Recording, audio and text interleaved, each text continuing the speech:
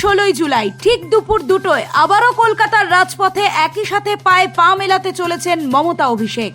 খাস উত্তর কলকাতার কলেজ স্কোয়ার থেকে ডোরিনা ক্রসিং পর্যন্ত সংগঠিত হবে এই মিছিল।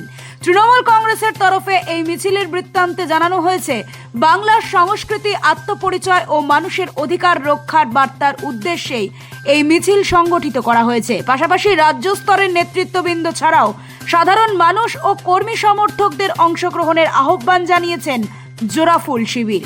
বেশ কিছুদিন আগেই সাংবাদিক বৈঠকের মাধ্যমে স্বাস্থ্যমন্ত্রী চন্দ্রিমা ভট্টাচার্য তৃণমূলের এই সংগঠিত মিছিলের কথা উল্লেখ করেন। এরপর প্রতিবাদের ভাষা আরও তীব্র করতে দলের তরফে একটি পোস্টার এক্স হ্যান্ডেলে শেয়ার করা হয়। সেখানে স্পষ্টত দেখা যায় মমতা ও অভিষেকের ছবি। তার তলায় লেখা 16ই জুলাই দুপুর 2টো নাগাদ কলেজ স্কোয়ার থেকে ডোরিনা ক্রসিং পর্যন্ত মিছিল চলবে।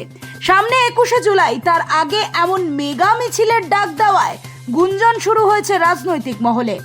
বাংলার সংস্কৃতি ও তার পরিচয়, তার উপর বিজেপির সংঘবদ্ধ ও সাম্প্রদায়িক আক্রমণ বন্ধের নামেই মূলত রাজপথে নামার ডাক দিয়েছে Trinamool Congress.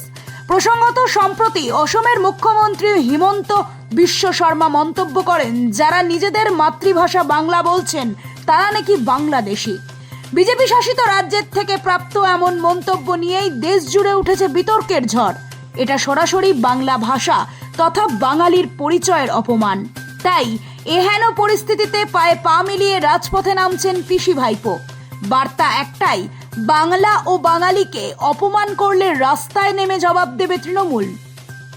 Bureau report, Nobel Bangla.